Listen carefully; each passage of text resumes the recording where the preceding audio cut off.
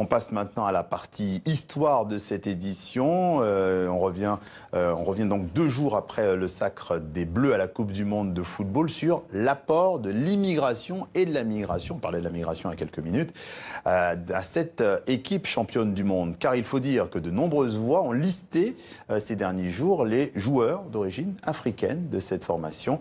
Dernière en date à s'être exprimé sur ce sujet, Nicolás Maduro, le président vénézuélien. Pour lui, la victoire française est d'abord la victoire du continent africain. Écoutez. Hier, l'équipe française a gagné, même si elle ressemblait plus à une équipe d'Afrique. C'était vraiment l'Afrique qui a gagné. Les migrants africains qui sont arrivés en France. Combien ils ont méprisé l'Afrique, combien ils l'ont réduite en esclavage, combien ils l'ont pillée pendant 500 ans. Et pendant le mondial de football, la France obtient la coupe grâce aux joueurs africains.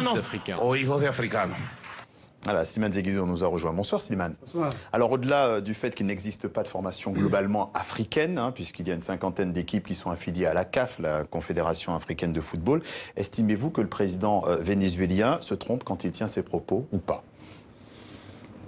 S'il n'était pas originaire des Caraïbes, du Venezuela, où l'obsession de la couleur de la peau, de la moindre nuance de l'épiderme, est quelque chose qui est remarqué, coté, évalué, je dirais que c'est une remarque racialiste plutôt que raciste. Mais néanmoins, c'est une déclaration purement démagogique. Il est lui-même à la tête d'un pays où il y a une floraison, une diversité ethnique. On trouve des Syro-Libanais, des Juifs des pays de l'Est, des Espagnols, bref.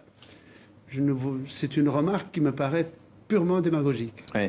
Alors, il faut la mettre aussi en perspective avec d'autres remarques qui ont eu lieu ces derniers temps, venues d'Iran ou venues de Croatie, par exemple.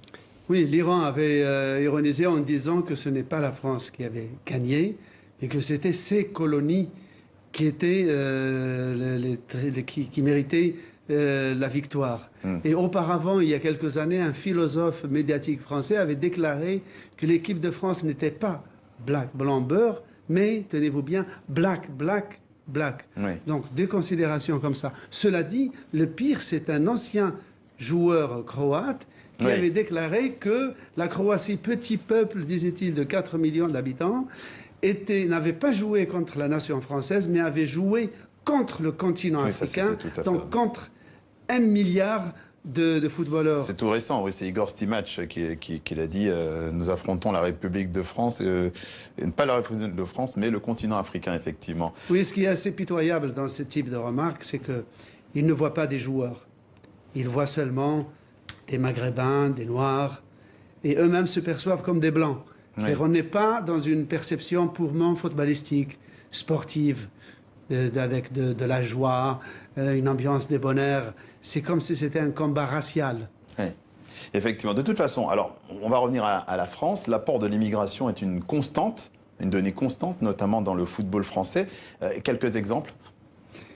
Alors, il y a plusieurs exemples. Disons, depuis les années 40, il y avait déjà de grandes vedettes. Par exemple, Larbi Ben Barak, qu'on appelait la perle noire et qui est considéré comme un des plus grands footballeurs de tous les temps.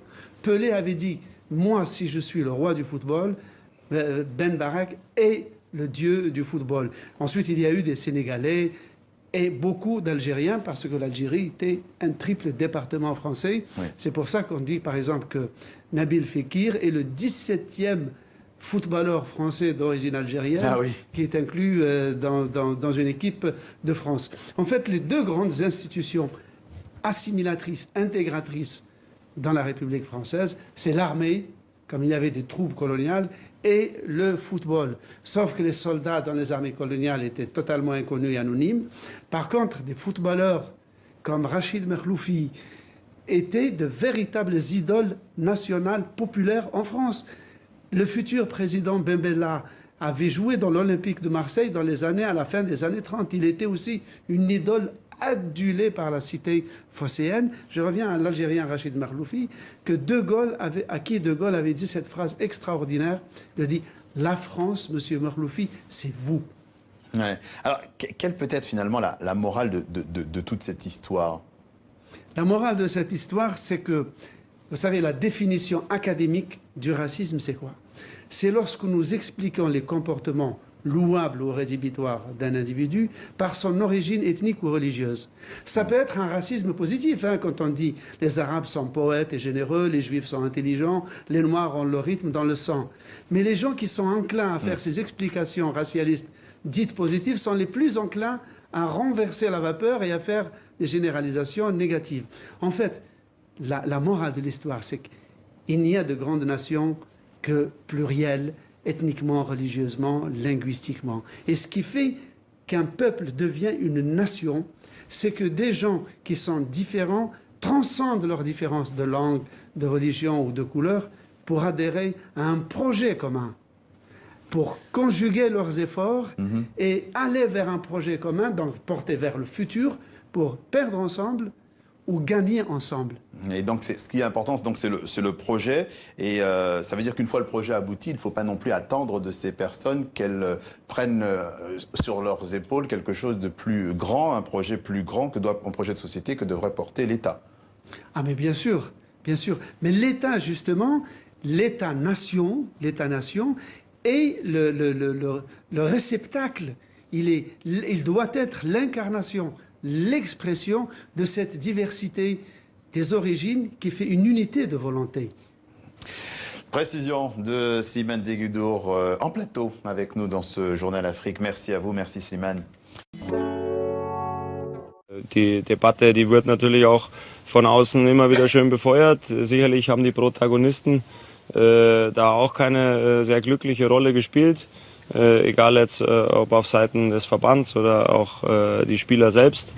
Ein bisschen ist es auch eine heuchlerische Diskussion, die da von den Medien sicherlich mitgetragen wird, auch aufgrund, dass man natürlich dann Auflage hat, weil ich glaube, der DFB wollte nichts anderes, als dass Ruhe in das Thema einkehrt, aber es wurde natürlich immer wieder für uns Spieler nie so stark war, wie es gemacht wurde.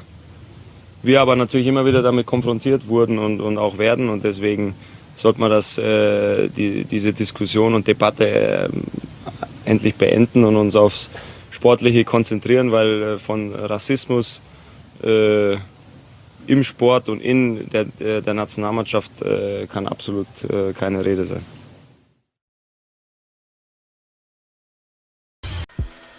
Wesh les footix, Tonton Blackula de retour, ça faisait un peu longtemps, tu vois, mais tu vois, c'est les vacances et tout.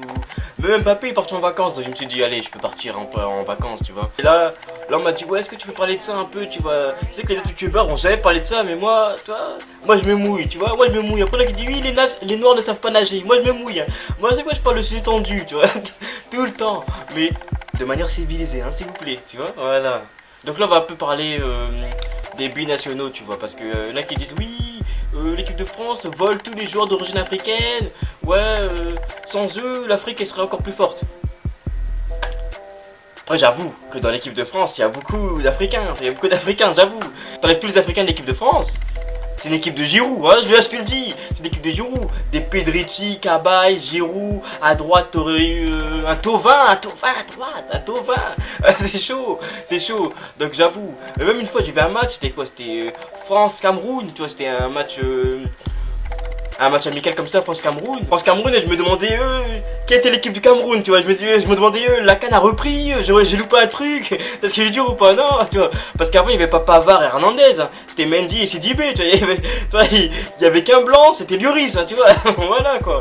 Donc, non. Franchement, pour régler cette question, tu vois, il y a beaucoup de... Il y a beaucoup de paramètres qui rentrent en compte. Mais comme Laurent Blanc, il avait essayé un truc, tu vois. Il avait essayé de mettre des quotas pour blanchiser l'équipe de France, tu vois. Mais moi, Laurent Noir, moi, je propose autre chose, tu vois. Moi, je propose que les jeunes binationaux, tu vois, qu'ils fassent un stage, au moins, je sais pas, une immersion, on va dire, d'un mois, tu vois, ou un stage, tu vois, avec l'équipe de leur origine, d'Afrique, tu vois. Comme ça, ils voient l'importance qu'ils ont dans cette équipe, tu vois. Et après qu'ils jouent aussi en équipe de France, tu vois. Et qu'ils comparent les deux, et après ils font leur choix. Et comme ça résoudrait beaucoup de problèmes, tu vois. Parce que quand tu vois, franchement, il faut dire, un mec comme Alexandre La casette, la carotte, la carotte, oh non, non, à Lyon t'étais chaud, mais Arsenal, c'est une Arsenal, ça Arsenal, tu fais rien là-bas, ils sont nuls, il y a un niveau, tu vois, là-bas tu fais rien, tu vois, lui t'es une grosse carotte, tu vois, et toi, Alexandre, en équipe de France tu vas jamais jouer, ah moi je te le dis, en équipe de France tu vas jamais jouer, ah non, Mbappé a pris ta place, tu vois même, non, des mecs comme lui, toi t'aurais pu jouer pour ton pays, je sais pas c'est quel pays, je sais pas, mais voilà, lui ou même Martial, tu vois, Martial ça va être chaud pour toi aussi, tu vois. T'aurais pu choisir ton pays, Martial, même Coman, tu vois ce que je veux dire, tu vois. Après c'est aussi le sentiment d'appartenance, tu vois ce que je veux dire, comme Balotelli par exemple, il a choisi l'Italie parce qu'il sentait plus italien qu'autre chose, tu vois. Et bien sûr que s'il avait joué pour le Ghana, ça aurait été magnifique, tu vois, parce que il aurait tel impact là-bas, tu vois. Et comment les Italiens le traitent, tu vois, mais c'est aussi le sentiment d'appartenance, tu imagines, tu vois, tu peux être africain, mais si tu peux être africain, mais si t'es jamais parti dans ton pays d'origine, tu connais même pas le langage là-bas, tu vois, t'as rien en fait, à part la couleur de peau, t'as rien, toi, d'un africain, tu vois ce que je veux dire. Bah, c'est vrai, quoi. Donc, il y a plusieurs paramètres qui rentrent en compte, et pour ça, c'est complexe. C'est complexe à dire. Vous allez dire, mais ouais, c'est vrai que si des Fekir, des Kimpembe, la nage, jouent pour l'Afrique, ouais, j'avoue, mais s'ils se sentent pas eux-mêmes vraiment africains, tu vois, voilà. Donc le politique, dites-moi ce que vous en pensez dans les commentaires, et on se dit à plus.